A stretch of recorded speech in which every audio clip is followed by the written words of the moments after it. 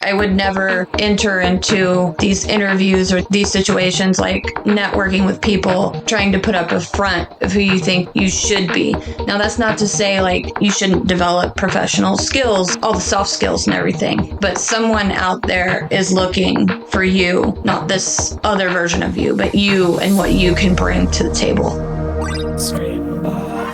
That was Cassie Lewis, a community tour developer who just landed her first role in tech. I wanted to talk with Cassie because she taught herself to code alongside her retail job and family obligations. This required her to be especially intentional with her time and effort, and she's going to show us how we can do the same. Inspired by books like Atomic Habits, Cassie deployed systems instead of setting goals to improve her chance of success. These systems involve dedicated time for coding and projects, of which Cassie has many on her portfolio, but also time for posting on LinkedIn and building her network, resulting in a two-pronged approach. There's a really nice bow to tie at the end of this episode when Cassie's intentional efforts networking helped her land a job. Productivity systems, professional networking, effective living, and how to break into tech as a junior. You're going to learn all about it today. Cassie, welcome to the show. It was not obvious I would become a developer, but very obvious I would do something creative. I definitely stumbled into it later in life. My background is in art and music. And some years back, I was working with WordPress and I wanted to customize it. So I started learning HTML and CSS. And then I wasn't really feeling challenged enough in my work life or paid enough.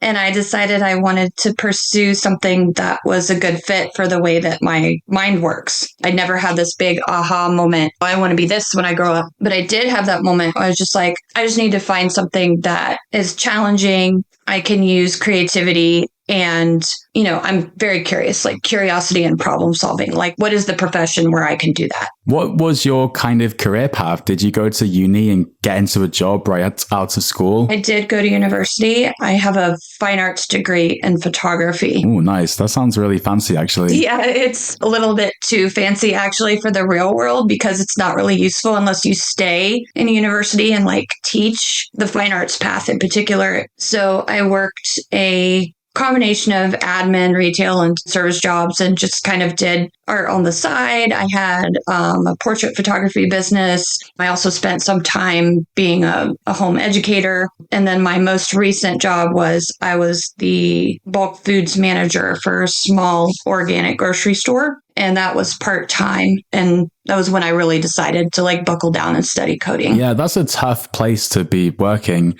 especially around the holidays. Yes, for sure. Holidays were always really tough. I was also an essential worker during the pandemic, also really tough. And I didn't want to do that anymore. Like I liked where I was and the people I was working with and the mission of providing the service for the community.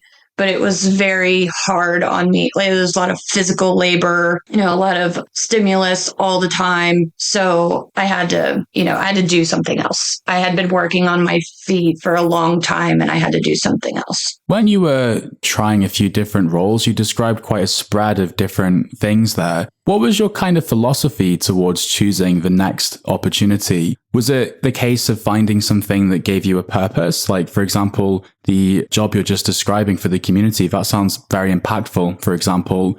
Or was it more the case that you were trying to cultivate some kind of career change or maybe focus around salary? My most recent position, the bulk foods manager, was both. I tend to lean towards small companies, meaningful work. I just started out as a cashier. So I needed a part-time job. And then they offered me this position. And once I was in that, it really forced me to kind of take a look at that and, long term where I wanted to be salary wise, because I didn't feel like there was much growth opportunity there. Before, you were describing an aha moment where you decided to pursue coding. What was that catalyst that made you want to pick up coding seriously enough that you can make a career out of it? I was already studying it and really enjoying it. And this position, the grocery manager position, I actually built it from the ground up because it was a new place that had just opened. And I not so jokingly referred to it as working for a grocery startup. because that's what it is, basically. Yeah, that sounds very intrapreneurial. And it was kind of like in those moments of building that position and realizing how I wanted to use my skills that I would be more challenged by something else. What led you to coding? I was working with WordPress. Was doing a little bit of blogging and I wanted to customize it. I knew a bit about HTML from college and working with like graphical user interfaces, but that was about the extent of it. So I started taking classes through Lynda, which is now LinkedIn Learning, because my library had free access to those courses. And so between building this position and realizing, hey, I want to do something that really utilizes the way that my mind works, it really like clicking with coding, at least the beginning of it, I was like, yeah, I want to do this. I like the way you phrase it around finding something that is compatible with the way your mind works. That's exactly how I feel about coding. For example, in school, I really struggled with abstract concepts like maths or physics and things like that because I'm much more of a creative and practical person, I think.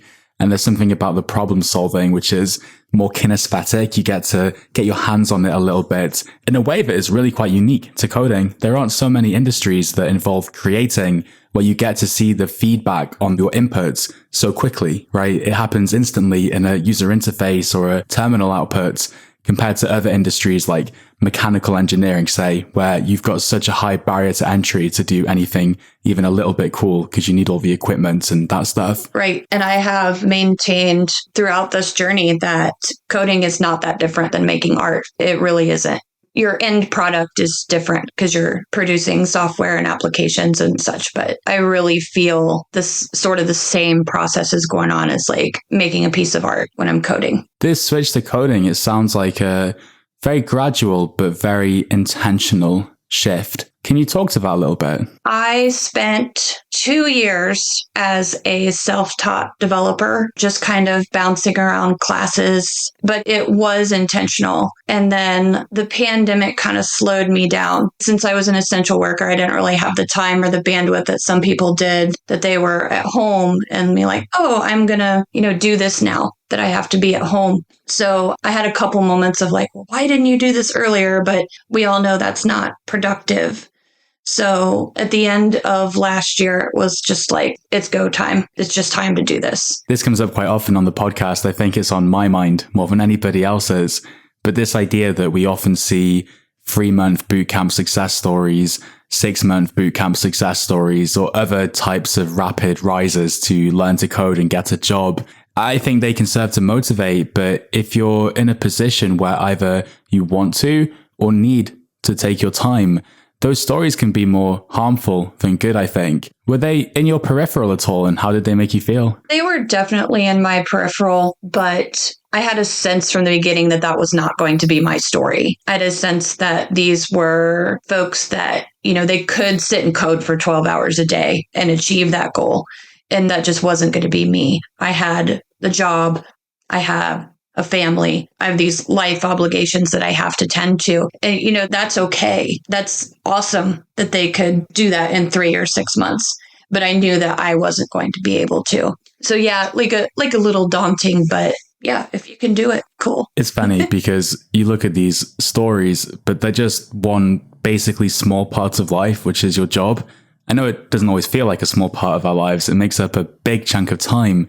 But there are other things, right? Like our health and well-being, our relationships with our friends and families, experiencing life and all those kind of things. I remember I'm quite fortunate in the sense that I knew I wanted to code from a teenage age, and I really dedicated myself to the subject. And that meant I was maybe one of those young people with like an impressive sounding story because as you say, I had the privilege of being able to sit at the computer, not worry about bills or providing, living very frugally, you could say, to extend my runway. And that was like my focus, and that made sense. And I felt good about that for a bit. But when I got a little bit older, I kind of realized that like there were other areas in my life that were lagging while I focused on that. And I don't think everybody talks about that. Like, it's a whole life, not just a job, right? For sure. Even though I was trying to be exceptionally intentional, there were definitely things that fell by the wayside. I didn't love it, but I also had the wherewithal to sense that, hey, this is temporary. It's not like I'm going back to university for 4 years of study. It's going to be study until I can get a job, which hopefully is in 4 years. And it's like a safer way of doing it, in my opinion, because as soon as you kind of quit your job or take on a financial commitment, like an in-person intensive coding bootcamp or a university course, for example, I think that puts a lot of pressure on a person to come out the other end and be financially successful in terms of earning a salary. And one thing people realize quite quickly in their coding journey, and it can be a source of both motivation but also dread, is this idea that there is no guarantee of success at the end. Sometimes you just have to go down the path for a while to see how you get on with it. And obviously you might just not have the most self-belief that this is something that can be done. Every coding journey is full of ups and downs, and we're only human, right? So it's natural to doubt ourselves. How did you think about it at the time? Did you have a unwavering self-confidence, or is it something you had to manage on a weekly basis? Definitely had to manage self-confidence. We all talk about, the imposter syndrome and all those kinds of things. And I think those things are very real. For me, maintaining the self-confidence to feel like I could do this and could come out with a job in the end was just like filling my mind with the right information and motivation, building a network of things and people that I wanted to see on LinkedIn of people who were doing the same thing I was, listening to the Scrimba podcast, joining coffee talks, having chats with other people and being a part of the Scrimba community, even like the town hall or the weekly bootcamp sessions. All those things just contributed to like lifting me up and, feeling like, okay, I can do this. It's hard, but I can do this. Coming up, what is effective living and how can it help you code? The goal is the result that you want, but you're focusing on the process. And what does it feel like to find a job that requires no experience? The clouds parted and the light came down But before that, let's take a look at social media. Hi, I'm Jan, the producer, and in every episode I go through your Twitter or LinkedIn posts about the show. We really enjoyed your Spotify Wrap during December. I've already read some of your tweets and LinkedIn posts on the show, but overall it was great seeing the Scrimba podcast in your top 10s, or seeing how much you listened to us in 2023. Johanna listened to us for 2,937 minutes. Ashwarya listened to us for 1,007 minutes. Ebuku, and I really hope I'm saying it right, listened to us for 585 minutes. And developer.md tweeted, "The Scrimba podcast, I enjoyed every one of the 2,110 minutes I spent with you in 2023. Thank you." No, thank you. And a big thanks to everybody for listening to us in 2024. If you like our show, the best way to support us is to tell somebody about it. Now, you can do it in person or you can share it on social media. And as long as your social media posts contain the words Scrimba and podcast,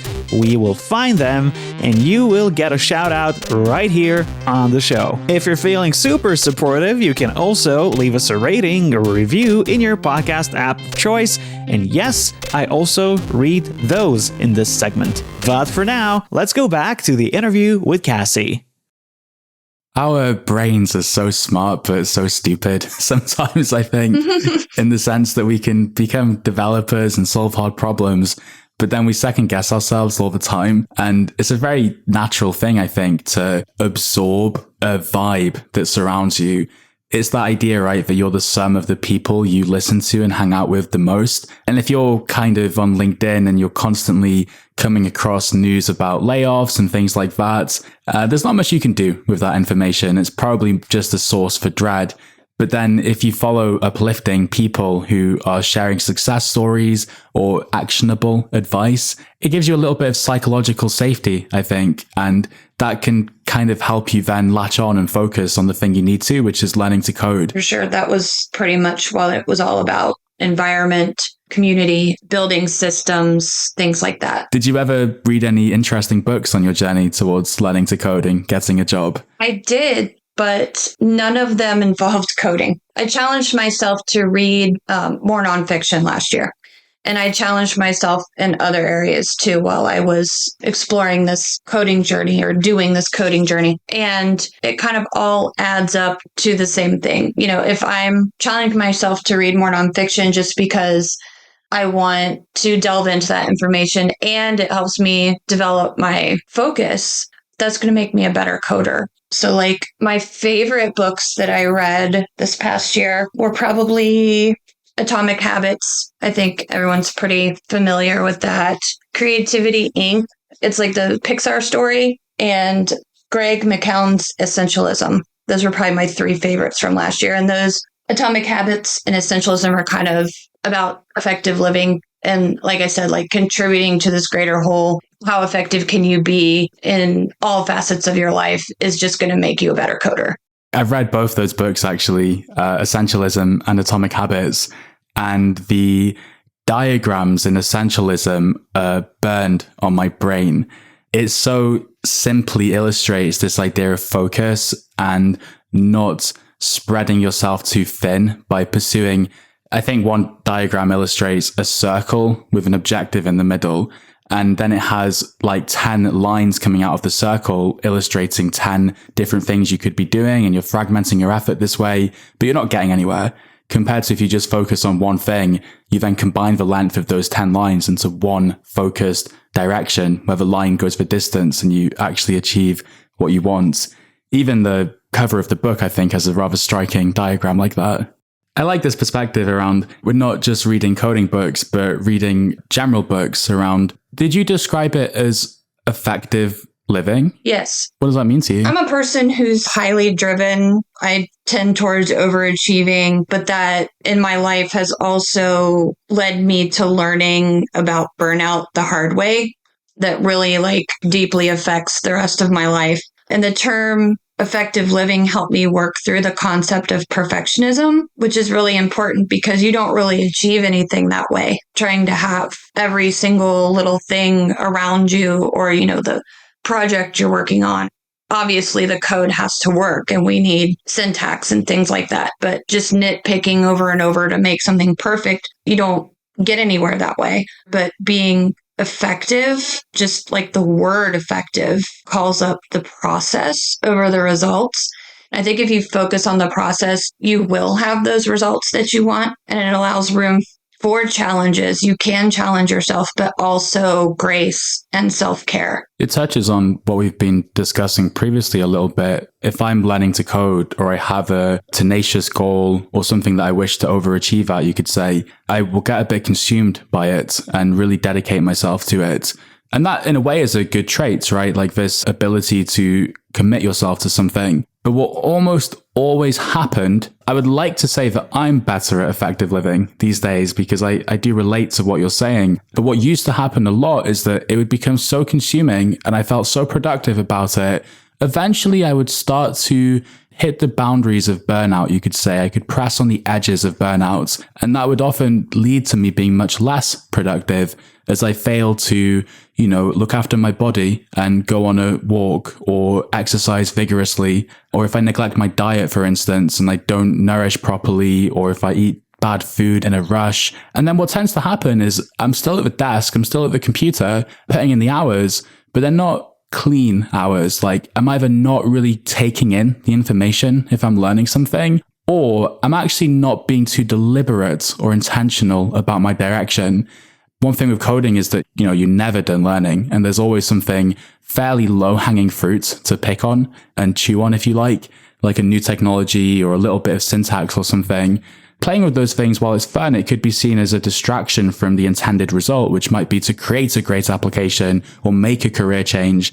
I tend to not be as focused in those moments if I haven't been intentional about the way that I'm living, not just the way I'm coding. For sure. I feel like it's way, way easy with everything that we have available to us, technology-wise and otherwise, to just go off on a tangent. And it might feel good short term, but is it really adding any value to what you need to be doing and how you need to be growing as a person? Did you ever catch yourself slipping in that regard and have to put yourself back on track? Oh, yeah. I actually had a moment at the end of 2022, right before I joined the Scrimba bootcamp, where I was almost at the point where I couldn't do it anymore. I was dreading opening my laptop. I felt like I wasn't understanding anything. I wasn't able to make anything work. And then I was like, I need more than what I can give myself as a self-taught developer right now, especially with having to juggle those other two facets, the family and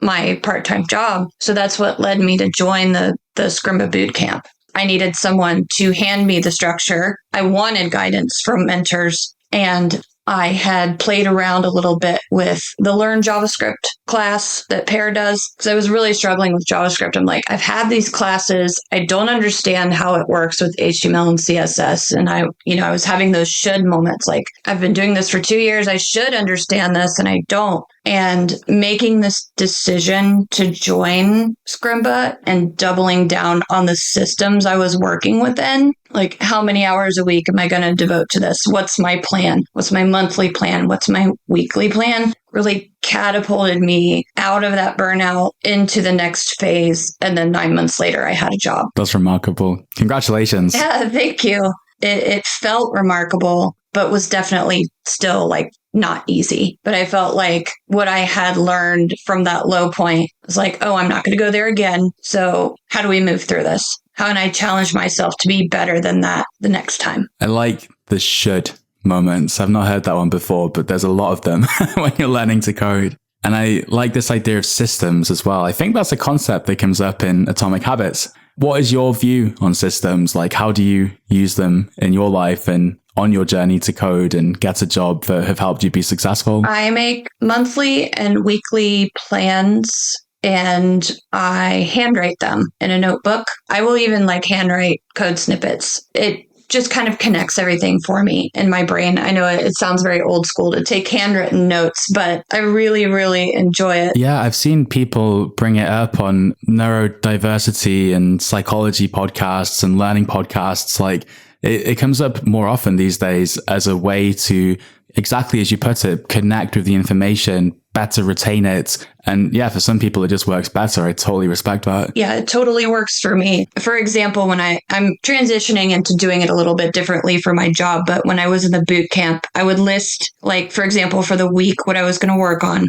and the minimum hours I wanted to put in. And I would literally make a little checkbox that I could tick off when I was done with that day. I would have a section for the courses I was working on. And then I would have a section for networking and job search. And then I would have a section for LinkedIn, and then a section for effective living. And then I would just work through the list throughout the week. And it was also very important to make it not too, I don't want to say involved, but not too rigorous. It's something that I could actually achieve. And then if I could achieve more than that, then that's great. But it was kind of like the minimum that I expected of myself and thought that I could accomplish that week. And then that helped me work through the boot camp, the tutorials, the projects. It sounds then like at one point you sat down and you identified the key pillars in your life. For example, you mentioned the learning to code, but also things like LinkedIn. And then instead of just setting a goal, for example, get a job as a developer, that's kind of broad. You could break that down into more manageable inputs, you could say. For example, working on a particular project or studying a certain module or participating in the bootcamp at some capacity. Am I understanding that right? Yeah, and I kind of do that with everything, even coding. Just break it down into its manageable pieces, because it's just so much easier that way, at least for me and the way my mind works, to focus on a small piece rather than the daunting overall task of making a career change and changing into being a developer. What can I do right now? Or what can I do in this 5 minutes that's going to get me closer? And I think Atomic Habits is the one where he talks about 1% better every day or 1% closer. How can you do that? The other example from Atomic Habits that's burned on my brain is this idea that a goal is different from a system in that if you imagine a sports game like football, for instance, every team has the same goal, which is to win the game or score the most goals. So therefore, if every team and every player has the same goal, that can't be what differentiates the winners from the losers. We as developers, as people learning new skills, we put a lot of time and effort into coming up with goals, right? They could be smart goals, really well thought out. But that example kind of shows that it might not be the right thing to invest time in compared to a plan or a system. In the case of football, your goal might be to win the game, but your system is what your team does at practice each day, right? Or how you play the match. And this is so important, I think, to realize because everybody needs a different system. It has to be tailored to you and how your brain works.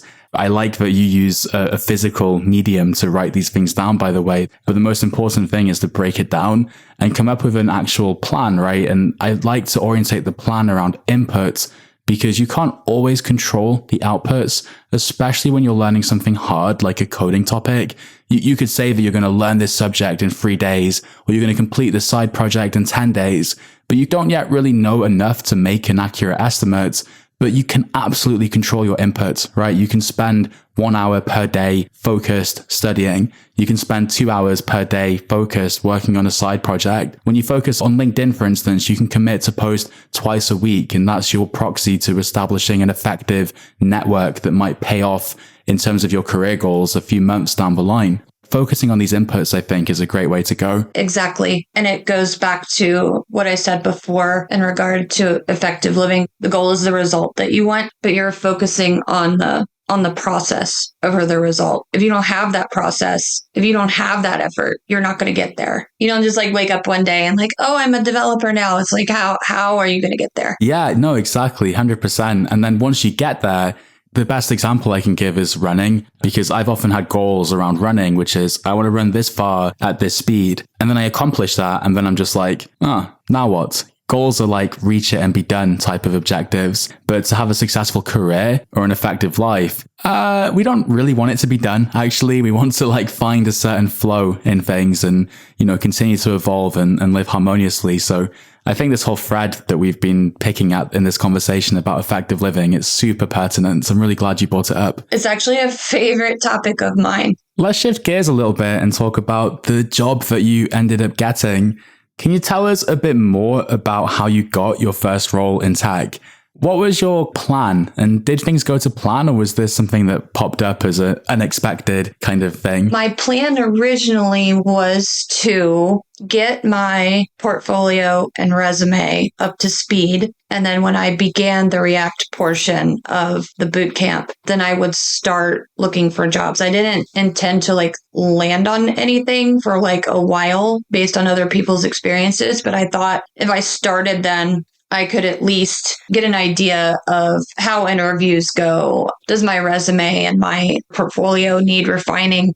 How it actually went. And full disclosure, I feel incredibly lucky in my situation in that I kind of skipped the line, because I know even my classmates or contemporaries had to search a long time to get a job. And this particular position was sent to me by a local connection that I made.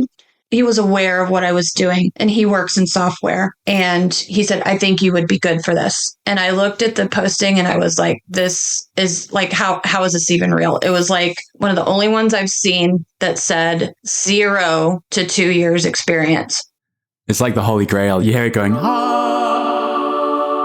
Yeah, it was the clouds parted and, the light came down and they were looking for someone who just had the basics, HTML, CSS, and JavaScript. Now, if they had more than that, great. I had never seen this. So I applied. Luckily, I was in the final stages of getting my resume and my portfolio reviewed by a lot of chats and networking I was doing on ADP List. I had 4 interviews and I was hired, and I started in September. This connection you had in the town, can you talk a bit more about how you met them? Our kids go to school together, and I forget where we were. We just started talking about, what do you do? What do you do? And he told me he was in software, and I told him what I was doing. And honestly, most of my networking was like totally online. I don't live like in a large city or anything that has like tech meetups and stuff like that. So I didn't expect it to come,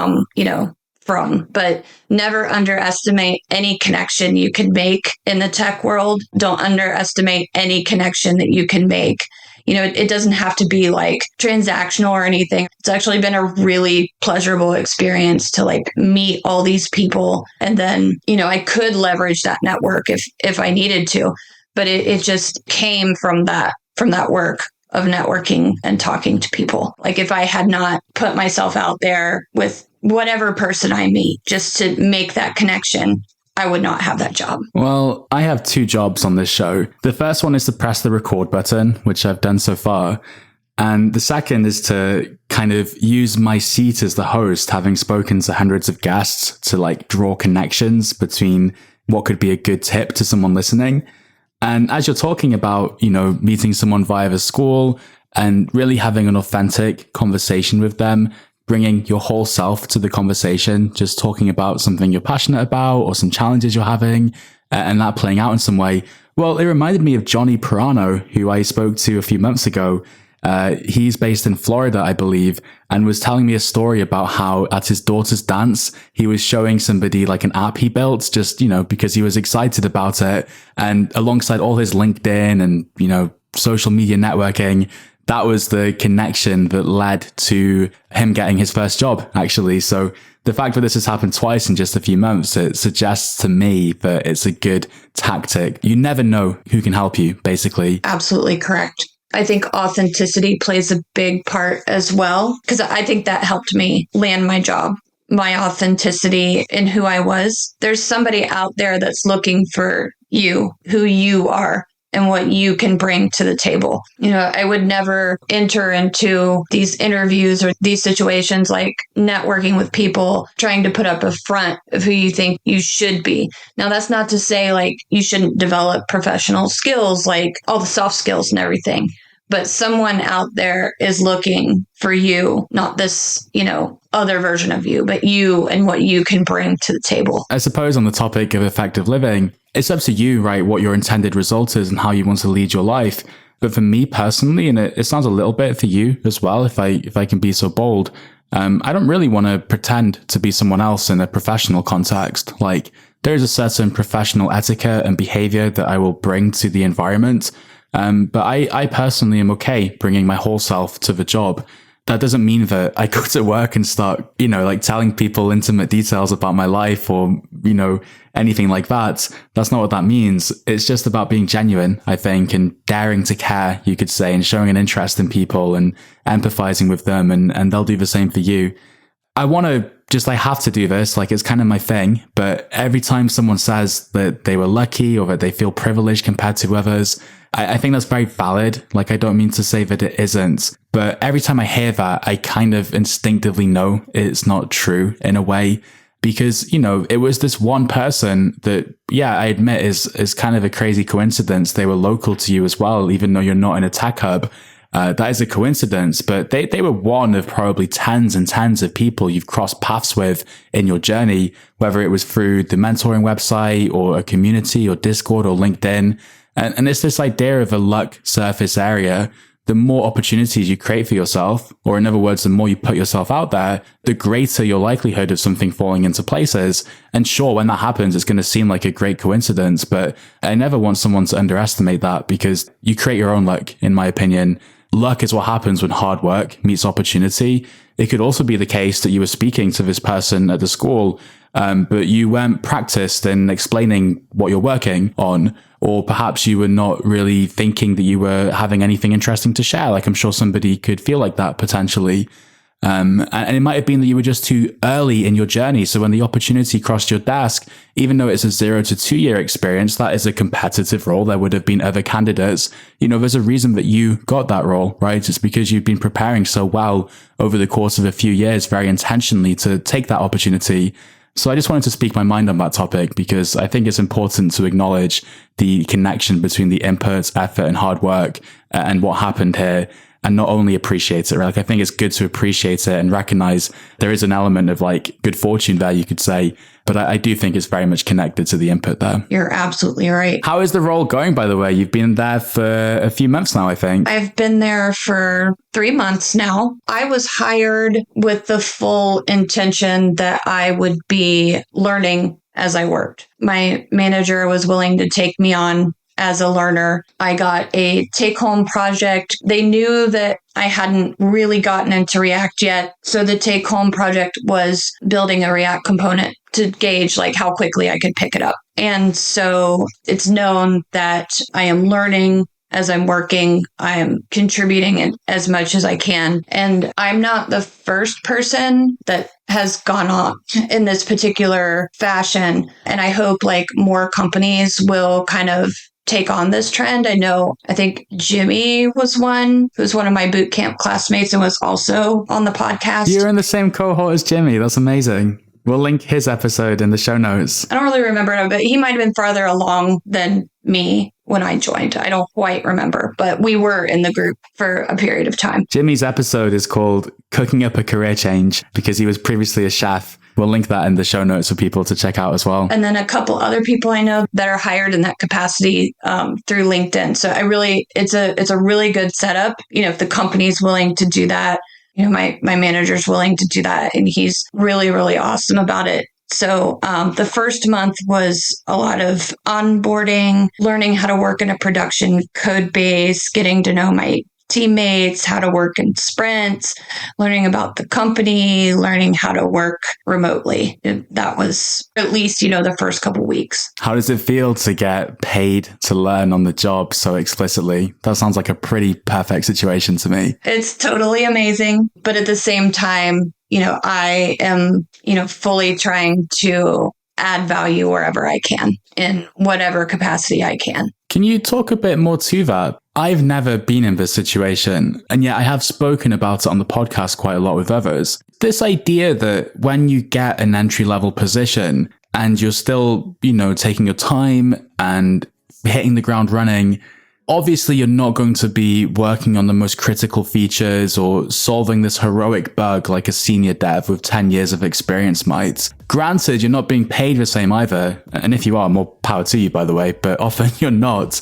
It does create this feeling sometimes of maybe not contributing enough or taking more than you give. That can feel a certain way. What is your perspective on it now you're kind of in this environment as a true entry-level junior? It can feel that way, and kind of in the same way that you're learning to code and you're oh, I'm not sure I can do this. But I think it's important to build a rapport with the people that you're working with, especially your managers.